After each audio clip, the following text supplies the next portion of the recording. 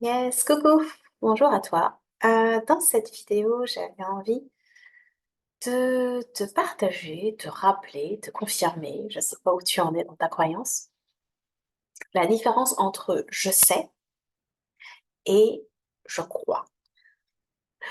Et certainement que tu sais déjà ce dont je parle, mais c'est vraiment venir reconnaître la distinction entre je sais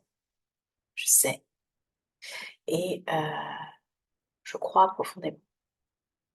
Et à mon sens, depuis ce que j'observe aujourd'hui, Hem, l'espace dont je parle, la nuance que j'essaie de partager là, elle est autour de «je sais», quelque chose d'assez intellectuel, et autour de la connaissance, de comment ça fonctionne, je sais comment ça fonctionne, versus «je crois» depuis l'expérience que j'ai eue de ce fonctionnement. Et par exemple, oui, je sais que j'ai le droit d'être heureuse. Je veux dire, voilà, tout le monde a le droit d'être heureux, mais il y aurait des personnes qui n'auraient pas le droit d'être heureuses, versus ce que je crois profondément. Et pour aller vérifier ce qu'on croit profondément, au-delà de ce qu'on sait clairement, ça demande de redescendre en soi. Ça demande d'avoir peut-être déjà pratiqué un peu, beaucoup, depuis un certain temps, euh, des techniques de relaxation, de méditation, d'apaisement, et de pouvoir descendre en soi dans des espaces sereins, tranquillité, d'absence de stress. Et depuis cet espace-là, venir proclamer et vérifier à quel point on y croit ou pas. C'est effectivement tout, l'intérêt que je propose dans chacune des vidéos, ça parle de ça.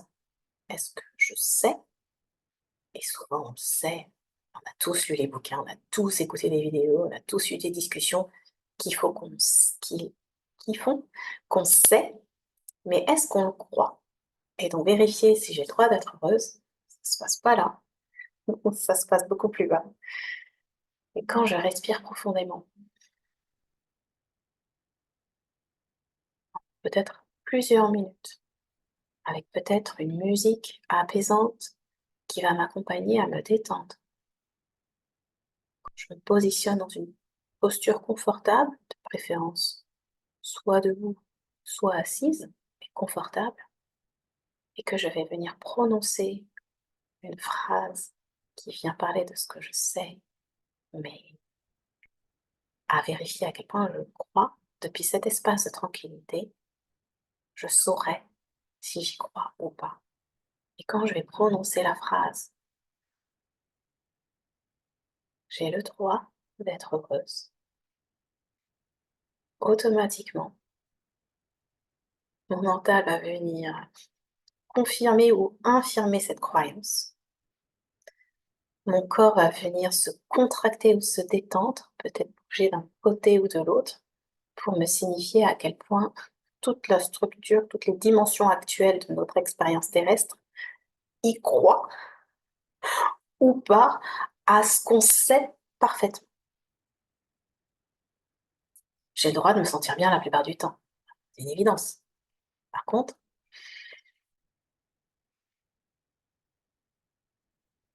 j'ai le droit de me sentir bien la plupart du temps et venir contacter cette évidence en accompagnement individuel.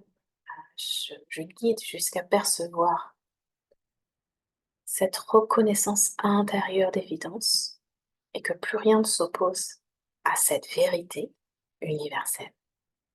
N'importe quel être humain sur Terre a à la base, a le droit de se sentir bien la plupart du temps. Les expériences de sa vie font que ce sera plus ou moins accessible, voire acceptable en fonction de ce qu'il a vécu dans son enfance et ce qu'il aura euh, fait. Mais néanmoins, d'une manière générale, à la base, tout le monde a le droit de se sentir bien la plupart du temps. Et c'est valable à peu près pour tout ce qui fait du bien. J'ai le droit de me sentir apaisée, j'ai le droit de me sentir apaisée même si en face de moi, une personne s'énerve. C'est vrai? Est-ce qu'à chaque fois que quelqu'un s'énerve, je suis obligée de moi aussi surréagir? Est-ce que je suis obligée moi aussi de réagir?